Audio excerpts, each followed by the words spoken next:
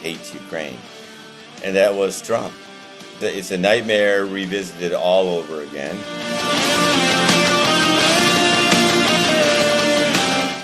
Welcome to Anderson and Bonner, presenting a new podcast and blog we are calling Two Grumpy Old Men Talk About Ukraine. I don't think that I need to elaborate on the title, so instead let's get to work. One of the hottest topics right now is of course what happens to Ukraine if or when Donald Trump again becomes president. Luckily on this question you could hardly have found a better guy to ask than my fellow blogger, the other grumpy old guy running this blog, Mr. Brian Bonner. Very few can, as Brian, boast of 2 decades of journalistic experience in Ukraine, where he edited the Kyiv Post for many years, but also before that Brian worked for a couple of decades as a journalist back home in the US. I should probably warn you that Mr. Bonner is not impressed by the way Western leaders have been dealing with Ukraine. Not with Barack Obama, not with Joe Biden, but least of all with Donald Trump.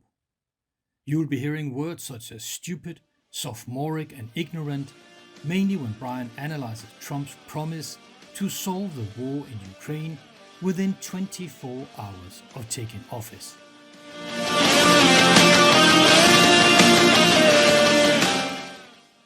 You have worked for a very long time, because you're that old, in both countries as a journalist, as an editor. And that is quite a unique feature. So, Brian, first question. Thanks for bringing up the ageism. I have to. There are not that many people I meet who are older than me these days. People wouldn't know I'm old by just looking at me.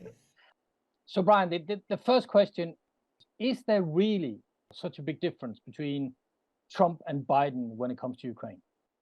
Yeah, there is. I remember the front page headline of the Kyiv Post from 2019, the president who hates Ukraine.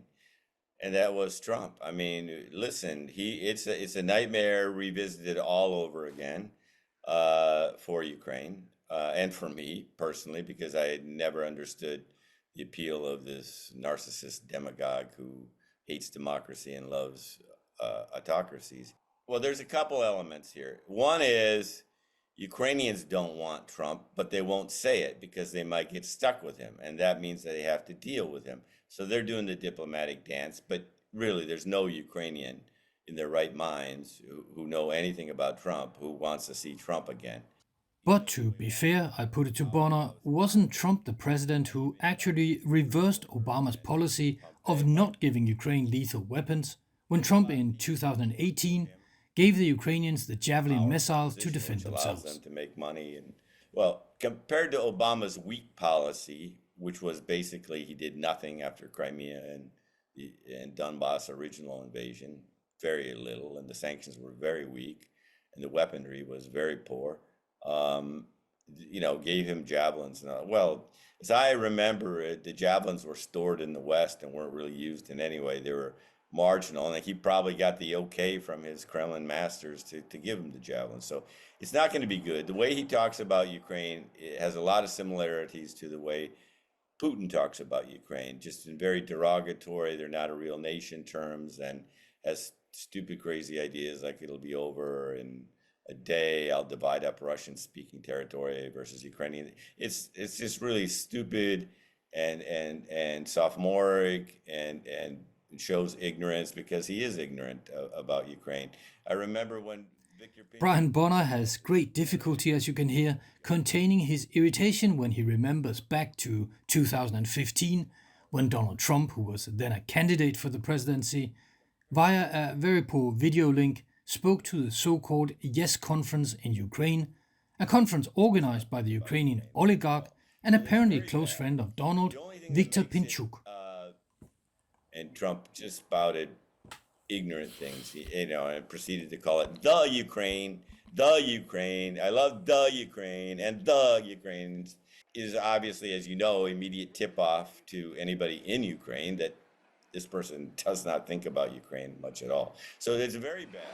My feeling toward the Ukraine and the entire area is very, very strong. I know many people that live in the Ukraine. They're friends of mine. They're fantastic people. Victor is an example.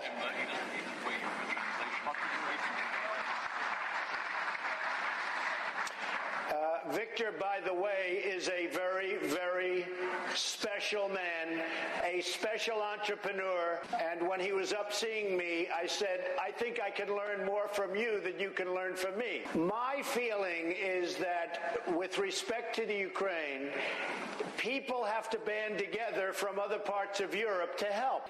I don't think that the Ukraine is given the proper respect from other parts of Europe.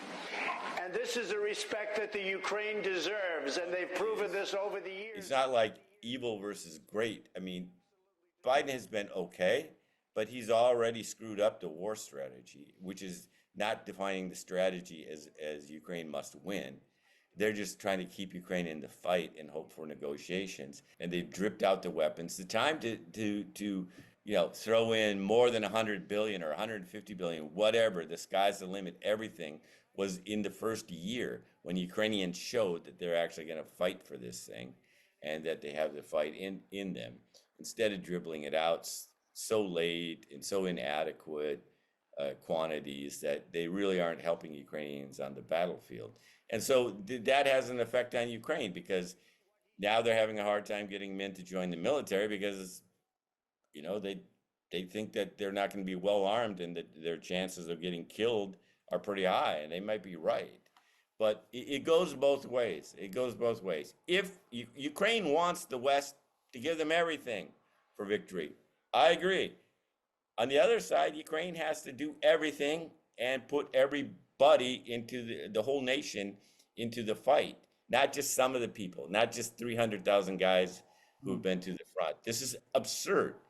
Ukraine has got other problems too. They got 5 million people who have been out of the country, still out of the country after more than 2 years, and they're not going to get, with every passing day, they're going to get fewer and fewer of them back. Doesn't that mean that even if Biden wins, he will in effect be pressured to do some of the things that Trump promises to do? And the Ukraine fatigue will limit what Biden can do. And in that end, there will be less and less of a difference between Trump and Biden when it comes to Ukraine. No, there's still a difference in intention here. Biden understands Ukraine quite well from his vice presidency days. Immeasurably, he'll be better.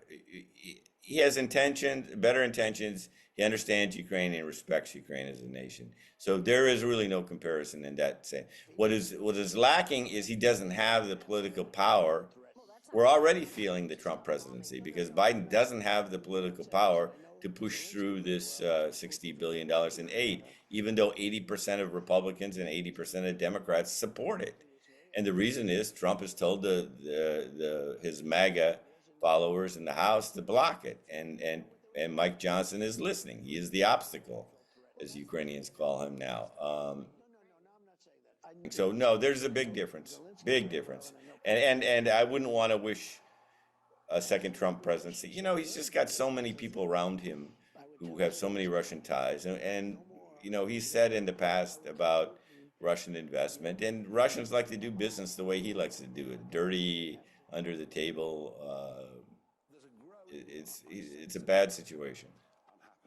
At this moment, we don't really know what Mr. Trump would do if he becomes president again. If I were president, and I say this, I will end that war in one day. It'll take 24 hours. I know Zelensky well. I know Putin well. I would get that ended in a period of 24. You can break that deal. 100%. It would be easy. That deal would be easy. A lot of it has to do with the money. A lot of it has to do with the military, we're giving. But I would get that deal done within 24 hours. That war has to be stopped. That war is a disaster. The only other concrete piece we have is Orban, who after having met Trump about a month ago said, well, Trump will sort this out because he's simply going to cut off all funding, and then Ukraine won't have any money and won't have any military, and they will just have to give up the fight, basically. Do we know anything more concretely about Trump if he is president? We are now in January 2025. Trump is the president. Do we know anything concretely about what he would actually do when it comes to Ukraine? No, and I don't think he does either. I mean, he's unpredictable, but unpredictability is not a great foreign policy strategy, and it's nothing that Ukrainians can bank on, or the Western allies in Europe can bank on. What I'm saying is that I know Zelensky very well, and I know Putin very well, even better. And I had a good relationship, very good, with both of them. I would tell Zelensky, no more. You got to make a deal. I would tell Putin, if you don't make a deal, we're going to give them a lot. We're going to give them more than they ever got if we have to. And there is still a segment that wants to go, that secretly, not even so secretly, wants to go back to business as usual with Russia and make some money, and don't give a damn about Ukraine as an independent country. But notice this week's headlines, NATO, Stoltenberg wisely wanted to sort of Trump-proof the assistance and create $100 billion NATO fund over 5 years. The very fact that the West, or the rest of NATO, is now, as you say, trying to Trump-proof NATO and NATO's Ukraine policy shows us presumably that somebody in the rest of NATO actually believes that Trump would basically stop helping Ukraine if he becomes president.